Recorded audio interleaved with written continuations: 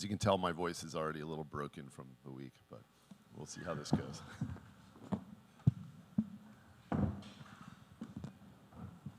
Moish, why don't you go ahead? Yeah, hi everyone. Aaron Lane from the RMIT Blockchain Innovation Hub, and I also do some lawyering with a firm called Duxton Hill in the fraud and misconduct space. So yeah, great to be here. Hey everybody, Stuart, Levi. I'm a partner at the law firm Skadden Arps here in New York and head up our NFT practice. Hi, Noam Galai. I'm a celebrity photographer, an artist, and I just dropped my first NFT project. Hey everyone, it's Ghaith, Mahmood. I'm head up our data and technology transactions group in Los Angeles office of Latham & Watkins. We're a global service law firm. Probably spend a majority of my time now working on NFT and blockchain related, whether it's marketplaces, blockchain game clients, NFT projects directly, investors. It's a really fun and interesting space, and excited to be on this panel with you all. Good morning, everyone. Moish Peltz. I'm a partner at Falcon Rappaport and Berkman, where I head their emerging tech and blockchain practice, and spend a lot of time also working with NFT and gaming and other clients in the space. I just realized we're out of order as well, you know? Moish doesn't look like a bored ape either. No, my ape is nicer dressed than I am, so that's, you know. So, I mean, I think it's amazing that they have us starting off with really the key issue, right? We're dealing with intellectual property, NFTs, you know, the NFT technology itself is intellectual property, and NFTs are associated with intellectual property. What are some of the problems that we've seen in the last couple of years? Do you want to start us, Noam? I think you have a great story that can kind of illustrate a lot of what's happening in the space. I can start. I'm the only person here not from that field, I feel like. I'm not a lawyer. I'm just an artist. Yeah, you're the client, so nobody's going to talk until you do. Yeah. My story is a little different because I came into the space because I had a photo I took many years ago, a self-portrait that was stolen thousands of times all over the world, being used for anything you can imagine between protests and book covers and album covers and really any commercials. And for years I looked into suing people and going after people for IP theft. And it was too complicated, too crazy because it was in so many places. Of course, you had enough money to bring all these lawsuits too. Yeah, and different lawyers in different countries. And when the NFT came in to the world and kind of exploded, I decided to use that technology to basically go after all the thieves in a different way and contact them and say, hey, let's work together, let's collaborate, and make a really cool and unique historic drop and share the revenue. So I went to all those thieves and said, take the money and let's sell it together, all those different uses of my stolen scream. How did you do that? You just contacted them individually, or you posted, or? I posted online, but I also researched and found all the different people, companies, artists that used it, and also added a lot of new artists that created new art based on that original photo. And we thought it's just a different way of creating something unique and fighting theft in a different way, instead of going to courts and lawyers. This way, I make the money, they make the money, we create art together, and together with a company named Kivo, we made a whole collection of 500 unique art. Amazing, amazing. So this is a really novel way of dealing with one of the problems, which is the association of IP with the NFT. And I think a lot of NFTs are not associated with the IP that is pictured with them. Is that correct?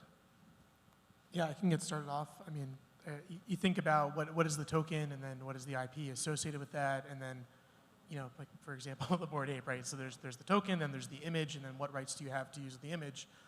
a lot of that is not, one-to-one with the token itself. It's off-chain, right? There's a license agreement. There's something. And so one thing we were talking about before our panel was, what is the next evolution of, is there the ability to, put on-chain metadata that a certain image has a CCO license or a commercial use license or a personal use license and things like that. And I think that's, in some ways, like right now we're doing that manually and there's attorneys involved and we're thinking about things like click wrap, right? Like what's the binding agreement that's in place between your NFT and you as a user? But then we were talking about, I don't know if you want to continue, just like how that works and whether it's actually binding and also the pitfalls that go along with that. I think the thing that sometimes we have to explain to folks, and it's a really interesting story that kind of illustrates it, is owning a copy of artwork is very different from owning the IP rights to use, reproduce, distribute, create derivative works of the artwork. And there's this interesting story, I'm sure you all maybe have heard of it too, where there was a DAO that got together and said, hey, there's a manuscript of a really famous movie and book that has come out. We should all get together and buy that manuscript. It's gonna be incredible. And when we buy that manuscript, we're gonna come out with comic books and TV shows and films and video games, because we're gonna own the manuscript. So they pulled their money together, they bought it, and then they kind of came to a rude awakening once they bought the manuscript that, wait, all you own is this physical book. And yeah, it's a treasure and it's got some history behind it, but just owning that copy of that item doesn't let you then go make a TV show out of it. Those are rights, those are verbs that stay with the original creator of that IP. And the only way that you can get rights to do things with that IP is two ways. One is somebody assigns to you, they give you all those rights directly, and that requires, under 204 of the Copyright Act, some kind of written instrument, and perhaps you could do it through a click-through. Or what we see all the time, and maybe Stu, you could talk about kind of the ways that we try to do this, is we grant a license.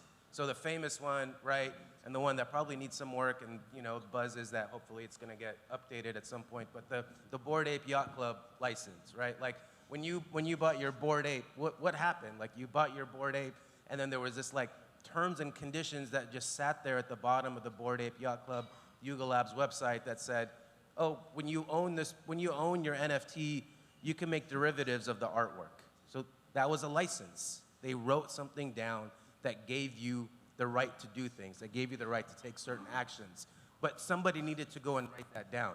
Just owning the manuscript or owning the NFT wasn't enough to allow you to do all those things. And this is something we were talking about NFT.NYC last year. It's changed dramatically in the year since, and there's a lot of really cool innovations and interesting ways that people have been thinking about how to make that license actually work. Yeah, so I feel like we should start out by saying that intellectual property law does apply to the world of NFTs. I feel I need to say that because like a year ago I was talking to the founder of what is one of the iconic NFT projects about IP rights, and he said to me, IP rights don't apply to decentralized systems. I was like, that's not really right. And he goes, no, you don't understand Web3, although I probably didn't use Web3 back then a year ago. You don't understand Web3 if you think IP rights apply to this world. Like, I'm sure you're right, and I'm wrong. But it's not true. Of course, intellectual property rights apply. Intellectual property rights actually apply pretty easily to this space. In other areas of the law, commodities, securities, a whole bunch of other things, custodian law, laws of custodianship. It's sort of a little bit square peg round hole, but IP is like, this is intellectual property, and the fact that it's represented by an NFT or something that you might buy that's physical and put on your wall, like the laws, really don't change that much. That's one thing to keep in mind. The other thing to keep in mind, and this sometimes gets lost in sort of the fog of all this, is that there's two critical pieces of intellectual property rights that apply to NFTs. One is copyright, which protects expression of ideas. So think artwork, music, things like that. So think the actual digital image. But the other piece of it is the trademark, which is the brand of an NFT project. And the reason that's so important is that a lot of people have not paid attention to that, either because it's silent or don't realize they don't have the IP rights or the trademark rights in the name of the project. So what I mean by that is a bunch of projects have said, you can use the image that you've bought that's associated with your NFT, but you don't have the rights to use our trademark. So go put it on a t-shirt, go put your character in a show, but you can't use the name of the project when you do that, which obviously, you know, degrades the value tremendously of what you have, or the commercialization rights what you have. You know, Bored Ape may be an example. People see that and think like, oh, I know what that project is if you're in this space. But for a lot of other projects, the brand name of the project is where a lot of the value is, and a lot of times you don't get the rights to that, and projects have been careful about how they parse that out differently from the copyright in the work. Final thing I'll say, and this is probably the biggest issue I think that's out there that no one has solved for yet, which is that the terms and conditions that apply when you initially buy almost any NFT out there in the world attached to the NFT. Most projects, if they were, you know, had good legal representation, say by buying this NFT, you agree to the following terms and conditions, click here, courts will enforce that. Sticking terms and conditions at the bottom of the page, courts have said is not enforceable. But put terms and conditions, say click here, and you're agreeing to them, you're fine. So all the terms and conditions that are built in there, which is not just the IP stuff, but it's all the disclaimers, it's all the limitations of liability, it's your obligation to arbitrate and not go to court if there's a dispute. It's any limitations on benefits that come. You have to be over 21 years to claim this, and you have to live in the continental United States. All of that stuff attaches to that initial sale. As the NFT moves downstream on OpenSea, on any sort of peer-to-peer, one-on-one transaction where, you know, it's just a wallet-to-wallet transaction, those terms are gone. Those terms are not following along with the NFT. So that leaves this huge gaping hole in terms of what all that means. In the worst case scenario, from just like a consumer protections, you know, angle, putting aside IP for a second, you have the issue of you buy something that comes with benefits that includes 2 concert tickets, you give it to your high school kid and their friend, and they show up and someone says you have to be over 21 to come to the concert, and they say, like, where did it say that? Like, I just bought the NFT, it didn't say that anywhere on OpenSea. That's a big issue. What that means in terms of the commercial rights and what limitations you have and how enforceable they are, it's a huge issue. No one has solved for that. You can semi-solve for that on a platform-by-platform basis by what you build into the metadata and what appears on a page, but that's a very bespoke, you got to do platform by platform. Every platform sucks in the metadata differently, displays it differently. It does not at all solve for just a peer-to-peer transaction. I send my NFT to someone else. We don't use a platform to do that. There's a lot of discussion out there. There's a lot of projects that try to solve this issue in some open source, create a standard that everyone's going to adopt position, but we're way away from solving that, which is why for a lot of projects, a lot of big global brands will only allow their NFTs to be sold on closed loop, what used to be called walled garden systems, where you can't buy or sell unless you click on the terms. Because you just have to be on that platform. You can't even move the NFT off platform, which a lot of Web3 purists hate, but they're doing that to protect that exact issue. Yeah, I think it's a great point, Stuart. And I guess what you're describing is really what economists call the complete contracting problem. And that is that contracts are very rarely fully complete. And there's a few reasons for that. You know, one of those is that we just can't think of all the possible future scenarios that might play out. Our minds are limited, and we just can't foresee the future. That's one problem. And so at the moment, you know, what people will do is try to control what they can control now, which is kind of that first licensing agreement. But we can't really foresee what's going to happen at the second or the third or the fourth step. That's one reason. The second reason, and Noam, you touched on this, which is it's expensive. Lawyers are expensive, and there's a point at which you say, right, let's deal with the main issues, but let's not deal with the things that are kind of, you know, future kind of contingencies that we're kind of unsure about. Could we build those into our IP kind of agreements and licensings? Yes, we could, but we'd be going forever. And so there's a cost element to it, there's a time element to it. And so at the end of the day, we can't have a complete contract. And that inevitably leads to legal disputes. And so it's about, well, what risk appetite do we have for those future disputes? And then there's a range of ways that those disputes can then be resolved, I think, in the landscape. So yes, we can go to court and we can litigate against those. That's expensive and time-consuming, and we actually have to identify a defendant, and that can be difficult. Or there's arbitrators now that are specialized in blockchain disputes, and you can go to a specialist arbitrator, and that might be more attractive if you're a client because you want a specialist looking at your case rather than some judge who will probably have no idea about it. And then there's kind of private negotiations like you were kind of describing, where you just sort of reach out to the other parties and you kind of agree to it on that basis. There's another point at which along that spectrum that I haven't mentioned, which is regulation. And we already have existing IP kind of statutes, and that's why I think the regulation discussion in relation to IP is probably going to be a lot easier than the other crypto regulation that we're talking about across exchanges and custody providers and those sorts of things. There's 35 bills currently in the Congress, the US Congress, dealing with some aspect of crypto or blockchain. Whereas, I think has been mentioned, we're actually much further along that discussion point in IP. But I think just to circle back, that incomplete contracting problem means that disputes are going to be inevitable, I think, in this space. Yeah, I have thoughts, but I wanted to give you a chance. No, go ahead. So let's say you're at the stage, right, where you're like, all right, I get it. I hear that we need a license. I hear that I'm going to release a project. I got to give a license.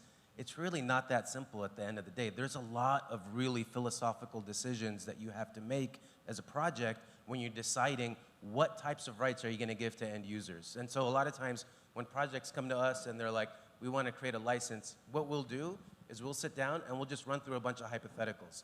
Hey, look, somebody wants to use your NFT on something that might be hate-filled or racist. Are you okay with that? How do you want to police that? What happens when you do that? One of the other things that came up is we were helping Azuki, which is a really great, awesome NFT project, really draft their license. And one of the questions that came up was, Azuki wants to allow people to create derivative works of the artwork for their project. They, as Stuart mentioned, do not want to allow people to use the trademark for Azuki because that's a brand, and that brand needs to stay with the company. But with respect to the artwork, if you want to make a derivative, you want to put it in Sandbox, you want to take it into a restaurant, and you like the artwork for that, you want to, I've been to a few parties, and I see Azukis on the walls, and I'm like, oh, that's really cool. Like that, hopefully that person bought the NFT, and that would be awesome to do that. But then one of the things that came up was derivative works, and this is really important, right?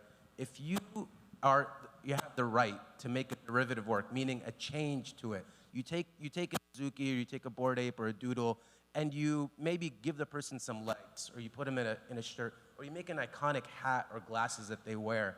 There's a thin IP right that attaches to the creator of that derivative work. So think of it as there's the baseline IP, that's the thing that you bought. Then there's the thing that you made over it, that's derivative. You own that derivative work. You can exclude others from making similar derivative works because you own it. And so how does that work in a decentralized media content space? I'm going out and I'm making a really cool t-shirt or a mug or a hat, and now others are like, that's cool, I want to use that.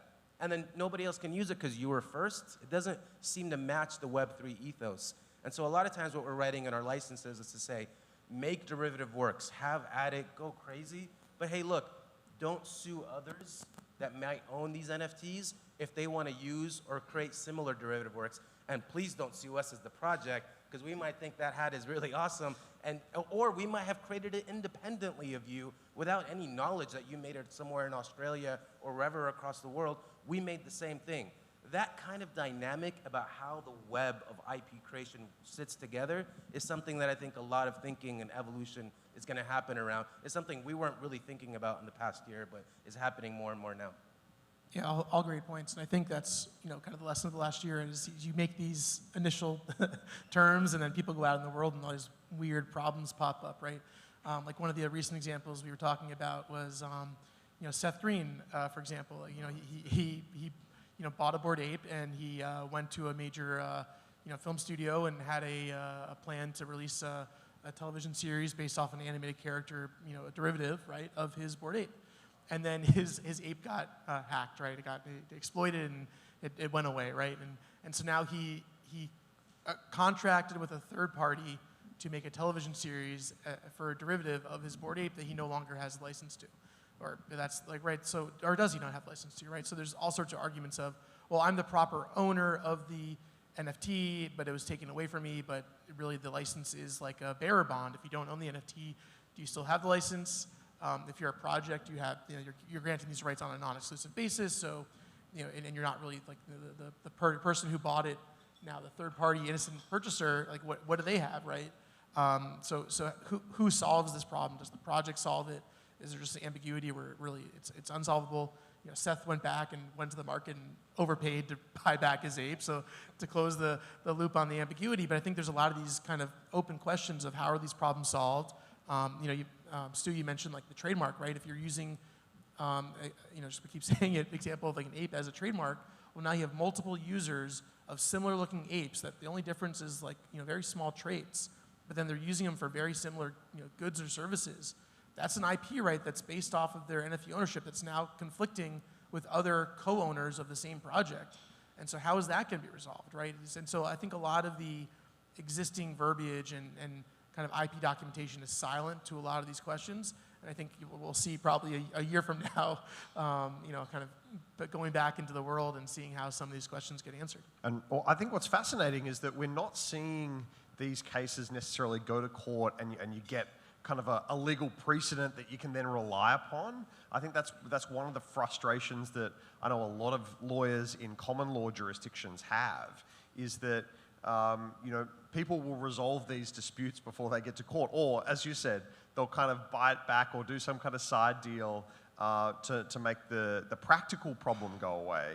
And the rest of us that kind of want to free ride off the legal kind of process don't get the judgment that we can then tell our clients, hey, this is how it got resolved in this case, and it's going to be binding kind of going forward. Yeah, that's one of the big sort of frustrations, I think, with the alternative dispute resolution kind of mechanisms that we've got. Yeah, no, it's an interesting point. I remember back in the .com days, a lot of the early internet cases that people were really glad had been brought because they were curious how a court would interpret it, ended up getting settled. You know, probably good for the parties, but bad for people who are like, oh, I'm curious how a court would resolve this issue. But with, you know, it's interesting that the Seth Green, just to jump back to that for a second, and it just shows again the importance of, I think you called the complete license. Is that the term? Contracting, yeah. Complete contracting. Is the idea that so the Seth Green story is, you know, a story of stolen NFTs. But what if it wasn't? What if Seth went to a studio, got them to produce a show for him, and then decided to sell his NFT because someone came along and said, I'll give you a lot of money for that. It's probably going to be very valuable to be part of this show. Does he now not have the right to go forward with the show? And it's not so clear if you go and look at the terms and conditions of a lot of projects out there where those rights begin and end. A lot of times we hear is, well, the project doesn't care. They want commercialization. And that might be true, but like with everything in life, you know, people don't care until they do care. That'll be true for NFT projects as well. But the more important thing, which people sometimes lose sight of, is when you go out to commercialize rights. So you go to Netflix, you go to Disney Plus, you go to, you know, Amazon Studios. You know, they've got teams of people who spend their lives making sure that your rights clearance is buttoned up. Like, they don't take chances.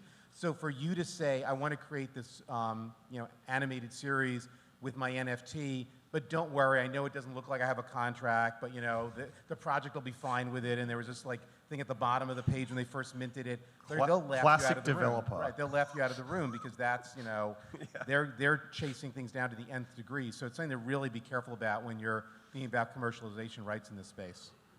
But my question is, how, in the real world, out of NFTs, you know, each country have their own rules, right? With NFTs, who is enforcing, who is making the rules on what is legal, what is not? So that's, I know we're out of time, but that's a great question. We say this all the time in our practice, especially if you're in the US. We have such a US-centric view of every project, and people sometimes forget that laws outside the United States can be dramatically different, including looking at NFTs. things like, we've been looking at this in our group a lot recently, random packs. Is that gambling? You know, might be different as you go from country to country. So you're exactly right. It's a little bit, again, like the dot-com days of what law applies to a global internet site, but it's the same thing with NFTs for global projects. People are starting to get their heads around, wait, I'm selling these in every country in the world. Why am I only looking at U.S. law? To use a space. Hey, so I wanted to just Yeah, go ahead. jump in. We're actually lucky we don't have to run away yet.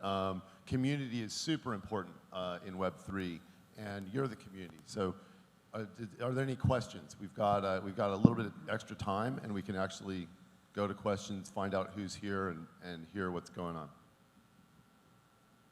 Any comments on Nike versus StockX? It's a little bit more complicated than just their IP. There's for sale doctrine involved. Yeah, I think, I mean, so he asked any comments on the Nike versus StockX case, and if you're not familiar, StockX is, you know, like a shoe reseller, right?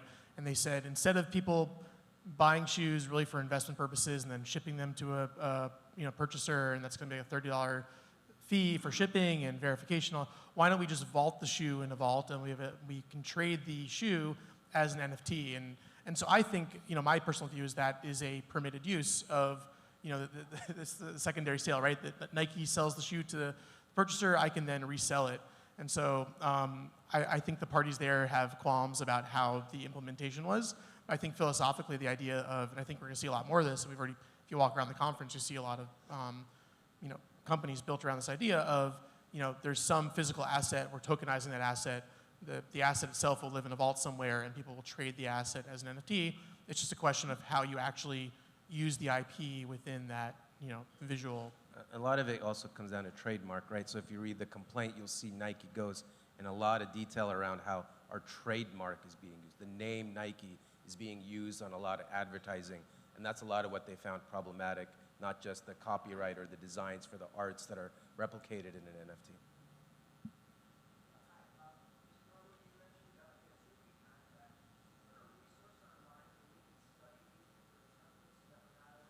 Yeah, 100%. Yeah, I know I'm working with a fund that's working to release some template, open source IP licenses that projects can use. There'll be one version that's personal, one version that's commercial, one version that's CCO, one that has restrictions on hate speech or other speeches. And we're gonna make that CCO so everybody can use. It's something that folks are working on. There absolutely needs to be, just as we have in the open source software world, for folks who are developers, you know, we have like the MIT license, the BSD license, the GPL. That I think will happen, and we're working on it to standardize so that folks can pick and choose. And it's gonna make it easier for end users to know, okay, I'm used to seeing that. Okay, that's the one I'm okay with. You know, that's, I think, a really important point, is that this is a really new area, obviously. It kind of blew up out of nowhere. And every time we have a new media like this, we've got an opportunity to actually make improvements to the law.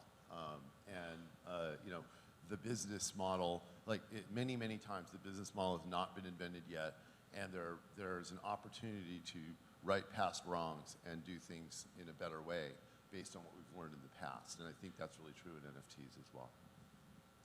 Yeah, quick question on Web2 in the movie world. Fan art, as long as you're not charging for it, the studios kind of look the other way, as long as you're not trying to make money on it. Do you think that that's going to transition over with NFTs, that as long as I'm not trying to make money on it, this kind of the same thing will happen? Because they look at it as promotional benefit when fans kind of make a lot of different art. So it's interesting, that's a really good question.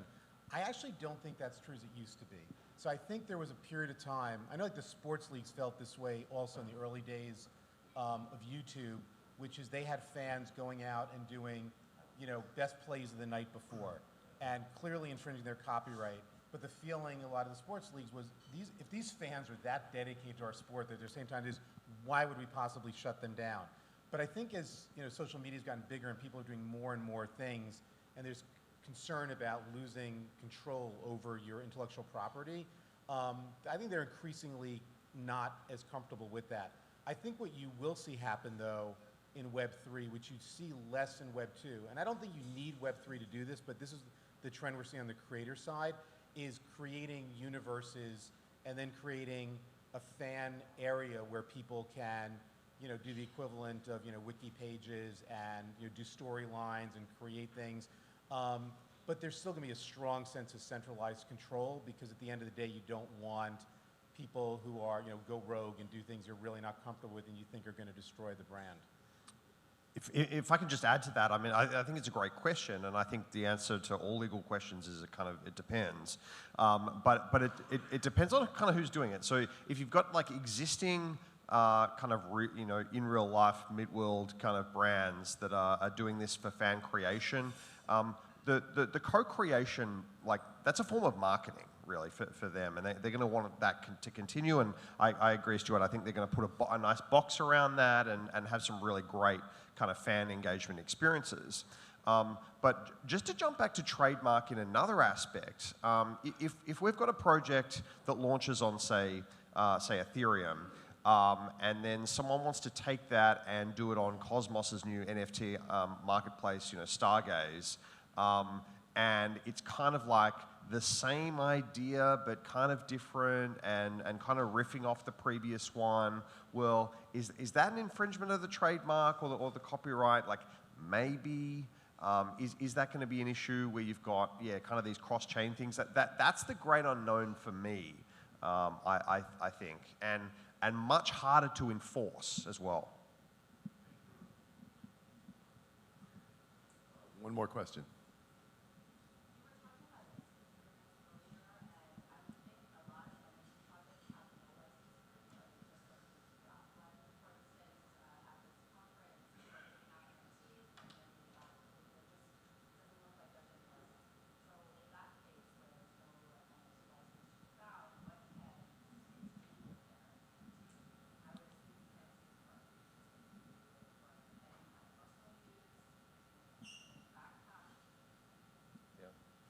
So the thing about IP law is that silence is your enemy if you're the licensee.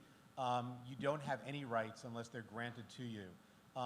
There's an argument that you have an implied license if you buy an NFT to display it, show it to your friends, but really past that, you have to assume you have no rights. So silence doesn't mean, I can do whatever I want to with it because they didn't tell me I can't. It's actually the reverse of that. How do they deal with notice and takedown? Say again? Sorry? How do they deal with notice and takedown? Of NFTs. So, I mean, that is a much larger question, but I think it depends on, where it's posted, what terms the platform provides to allow for that. I think, not surprisingly, with every new medium, there's a whole new world of infringement, and we're seeing that here as well, and people are wrestling with. Yeah, I figured I'd end I'd end the panel with an unanswerable question. Nobody has really, tried to massively steal IP and stick it up yet. I mean, there are sort of smaller things, but nobody's like taken somebody's big piece of artwork and then just personally profited off of it yet. But I think it's coming. Thank you for everything. Beautiful panel. It's been a pleasure. Thank you.